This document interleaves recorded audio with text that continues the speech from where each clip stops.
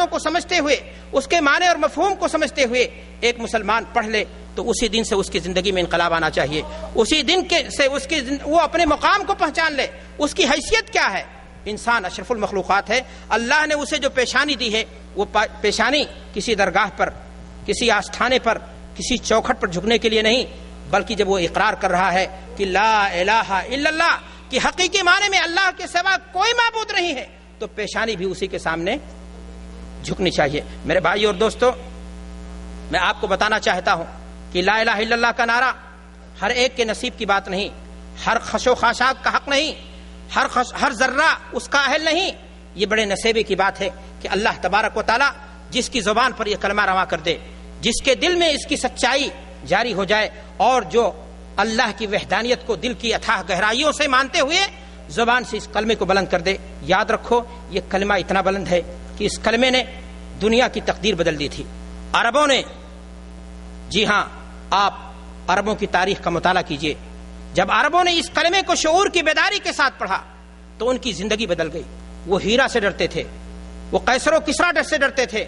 دنیا کی نگاہ میں ان کی حیثیت بھیڑ بکریوں کی چرانے والی جماعت کے علاوہ کوئی اور چیز نہیں تھی، ان کی کوئی حیثیت ہی نہیں تھی۔ لیکن میرے بھائی اور دوستو، ان بھیڑ بکریوں کی چرانے والی جماعت نے جب کلمہ لا الہ الا اللہ کو شعور اور ادراک کے ساتھ، اس کے معنی اور مفہوم کو سمجھتے ہوئے، اس کے تقاضوں کو سمجھتے ہوئے انہوں نے جب اس کلمے کا اقرار کیا تو ان کی زندگیاں بدل گئیں، اور وہ بڑے بڑے درباروں کے بادشاہوں کے سامنے شان کے ساتھ جانے لگے۔ جی ہاں، اسلامی تاریخ کا مطالعہ کیجئے، اللہ کے رسول جناب محمد الرسول اللہ صلی اللہ علیہ وسلم کے ساتھی جب کسریٰ کے دربار میں پہنچتے ہیں، وہ کہتے ہیں کہ آخر تمہارے اندر یہ جرات کیسے آ گئی؟ وہ بادشاہ کہتا ہے تمہارے اندر یہ ہمت کہاں سے آ گئی؟ تم کو تو دنیا بھیڑ بکریوں کی چرانے والی جماعت سمجھتی تھی، تم کو تو خرید و فروخت کے لیے سمجھا جاتا تھا، تمہارے اندر یہ ہمت کہاں سے آ گئی؟ جواب دیا،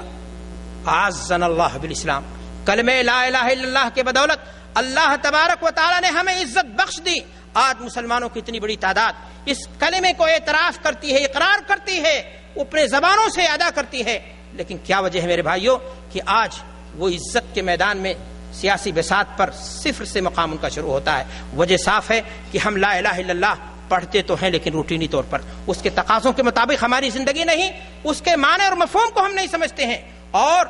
اس کے اندر اللہ تبارک و تعالیٰ نے کیا میسج ہمیں دیا ہے، ہم کس بات کا اقرار کر رہے ہیں اور کس بات کا انکار کر رہے ہیں۔ کہیں نہ کہیں مسلمانوں کی اکثریت اس چیز سے کیا ہے، غافل ہے۔ شاعر نے کہا تھا کہ وہ بجلی کا کڑکا تھا یا صوت ہادی، عرب کی زمین جس نے ساری ہلا دی۔ اس کلمے نے عرب کی زمین کو ہلا دیا تھا۔ نئی ایک لگن دل میں سب کے لگا دی۔ جب ایک مسلمان اس کلمے کو پڑھ لیتا ہے تو اس کے دل میں اسلام کی بلندی کی لگن لگ جاتی ہے۔ نئی ایک لگن دل میں سب کے لگا دی، ایک آواز میں سوتی بستی جگا دی، پڑا ہر طرف گڑیے پیغام حق سے کہ گونج اٹھے دست و جبل نام حق سے۔ اتنی بڑی تعداد، آج دست و جبل خاموش ہیں۔ وجہ یہ ہے میرے بھائی اور دوستو کہ آج مسلمان کلمہ لا الہ الا اللہ کے معنی اور مفہوم کو صحیح معنی میں نہیں جانتا ہے۔ میرے بھائی اور دوستو، میں آپ کو بتانا چاہتا ہوں، قرآن مجید کا مطالعہ کیجئے، کلمہ لا الہ الا اللہ کا مجرد اعتراف اقرار نہیں ہے، بلکہ شعور کے ساتھ، فہم کے ساتھ۔ قرآن مجید میں اللہ تبارک و تعالی ارشاد فرماتا ہے، فَاعْلَمْ أَنَّهُ لَا إِلَٰهَ إِلَّا اللَّهُ، کلمہ توحید کے اقرار کے ساتھ اس کے معنی کو بھی جاننا یہ ضروری ہے۔ ابو الحز الحنفی علامہ ہیں، عالم ہیں، بہت بڑے عالم ہیں، وہ فرماتے ہیں، اپنی کتاب کے اندر لکھتے ہیں کہ التوحید اول ما يدخل به فی الاسلام وآخر ما يخرج به من الدنیا، کہ توحید وہ پہلی چیز ہے جس کے ذریعہ انسان اسلام میں داخل ہوتا ہے، اور توحید ہی وہ مضبوط چیز ہے جس کے اعتراف کے ساتھ ایک مسلمان کو اس دنیا سے داعی اجل کی طرف لبیک کہنا چاہیے۔ اگر اس میں کہیں خلل ہے، کہیں نقص ہے، کہیں کمی ہے، کہیں سید ہے،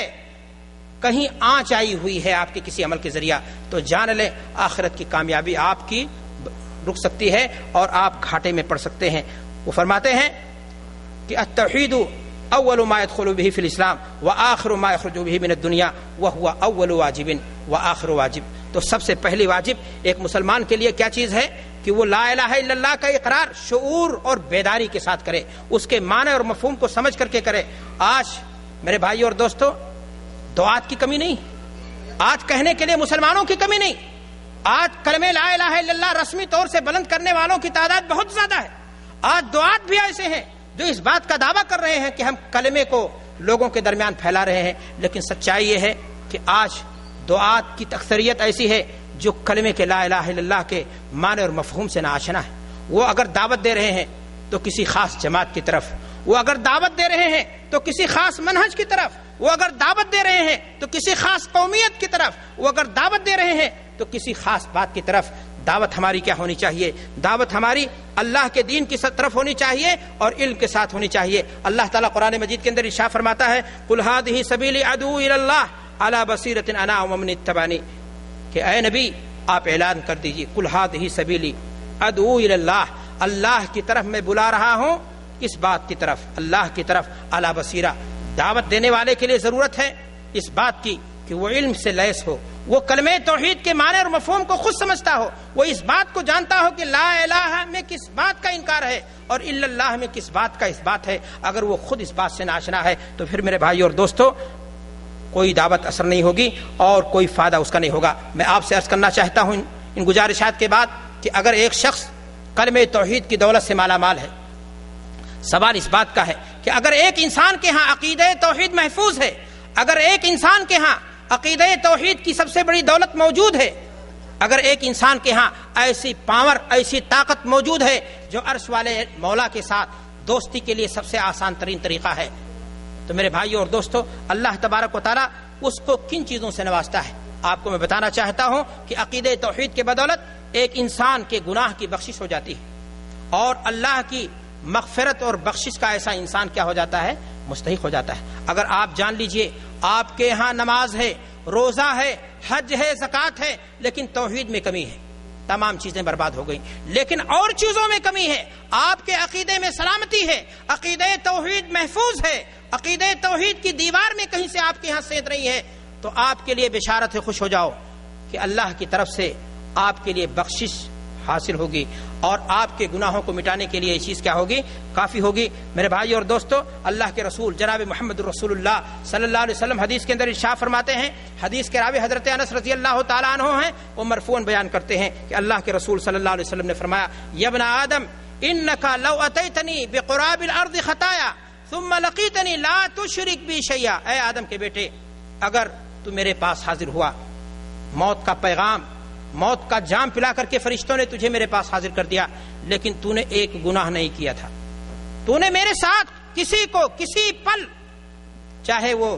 اعمال ہوں، چاہے وہ عبادات ہوں، چاہے وہ کوئی اور چیز، کسی بھی طریقے سے تو نے میرے ساتھ کسی کو شریک نہیں ٹھہرایا تھا، تو لآتیتک بقرابها مغفرہ، جتنے تو گناہ کر کے آیا تھا اس سے زیادہ میں مغفرت لے کر کے آؤں گا، تیرے گناہوں تمہارے سارے گناہوں کو کیا کر دوں گا؟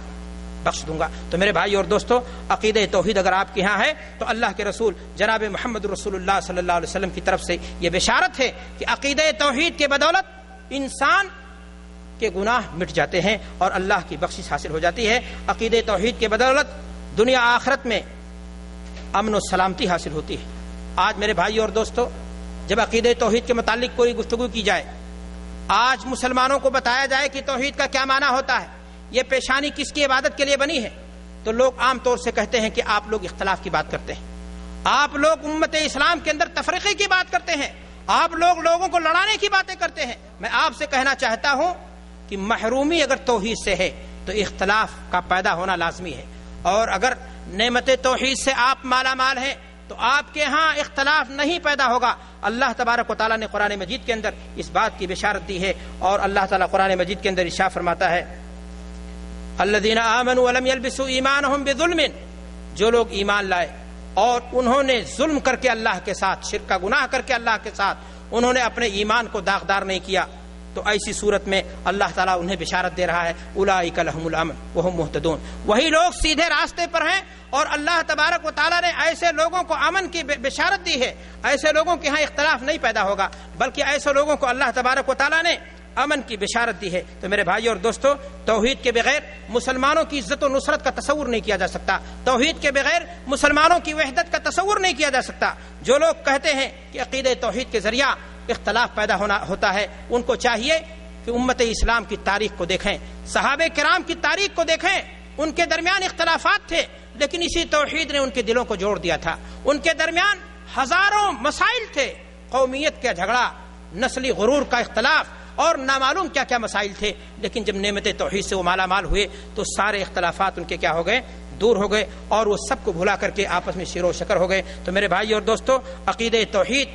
یہ اختلاف نہیں پیدا کرتا۔